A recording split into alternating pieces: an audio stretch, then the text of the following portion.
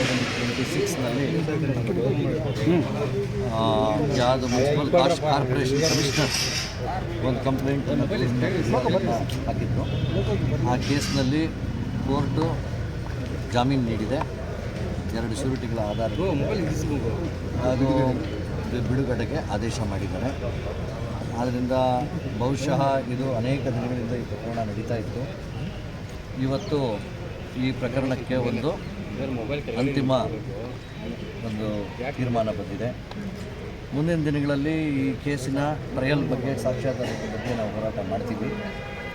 ಆದರೆ ನಾವು ನ್ಯಾಯಾಂಗ ವ್ಯವಸ್ಥೆಗೆ ಧನ್ಯವಾದಗಳನ್ನ ಹೇಳ್ತಾ, ಕೊನೆಯದಾಗಿ ಅವರಿಗೆ ಒಂದು ಬೇಲನ್ನು ಕೊಟ್ಟಿದ್ದು, ಅವ್ರನ್ನ ಮುಕ್ತವಾಗಿ ಬಿಟ್ಟಿದ್ದು ಒಂದು ದೊಡ್ಡ ಹೋರಾಟನೇ ಆಯಿತು.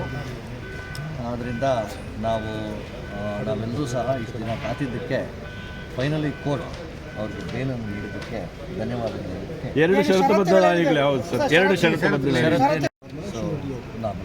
ಸರ್ 480 ಮೇಲೆ ನೀವೊಂದು ಅಪ್ಲಿಕೇಶನ್ ಹಾಕಿದ್ರಲ್ಲ ಸರ್, ಅದೇನಾಯ್ತು ಸರ್? ನ್ಯಾಯಾಧೀಶರು 480 ಕ್ಲಾಸ್ 1 ಇಲ್ಲ ನ್ಯಾಯಾಧೀಶರು ಸೂಚನೆ ಕೊಟ್ಟರು ತಮಗೆ, ಎಲ್ಲೂ ಪಟಾಕಿ ಸಿಡಿಸೋದು, ಸೆಲೆಬ್ರೇಷನ್ ಮಾಡಬಾರ್ದು ಅಂತ. ಖಂಡಿತವಾಗೂ ಆ ಥರ ಏನು ಮಾಡಲಿಕ್ಕೆ ಯಾರೂ ಏನು ಇಲ್ಲಿ ವ್ಯವಸ್ಥೆ ಮಾಡ್ಕೊಂಡಿಲ್ಲ. ಒಂದೇನಂತಂದರೆ ನ್ಯಾಯಾಂಗದ ತೀರ್ಪಿಗೆ ನಾವು ತಲೆಬಾಗ್ತೀವಿ. ಹಾಗೂ ರಾಜೀವ್ ಗೌಡರು ಇದ್ರ ಬಗ್ಗೆ ಮಾತಾಡ್ತಾರೆ ಬಿಡುಗಡೆ ಆದಮೇಲೆ. ಸೊ ಅವರ ಹೇಳಿಕೆಯನ್ನು ಬರೆದುಕೊಳ್ಳಿ, ಆದರೆ ನ್ಯಾಯಾಂಗ ತೀರ್ಪಿಗೆ ತಲೆಬಾಗ್ತೀವಿ. ಸರ್ 480 ಅಪ್ಲಿಕೇಶನ್ ಹಾಕ್ಕೊಂಡಿದ್ರಿ, ಸೊ ಏನು ಹೇಳಿದ್ರಿ ಸರ್? 480 ಅಪ್ಲಿಕೇಶನ್ ಅಂತಂದರೆ ಅದೇನು ಬೇಕಾಗಲ್ಲ ಈಗ. ಯಾಕೆಂತಂದರೆ ಅದರಲ್ಲಿ ಬಾಡಿ ವಾರಂಟ್ ಏನು ತೊಗೊಂಡಿಲ್ಲ, ಇಲ್ಲ ಅರೆಸ್ಟು ಕೇಳಿಲ್ಲ. ಆದ್ದರಿಂದ ಈ ಹಂತದಲ್ಲಿ ಅದು ಬೇಕಾಗಲ್ಲ.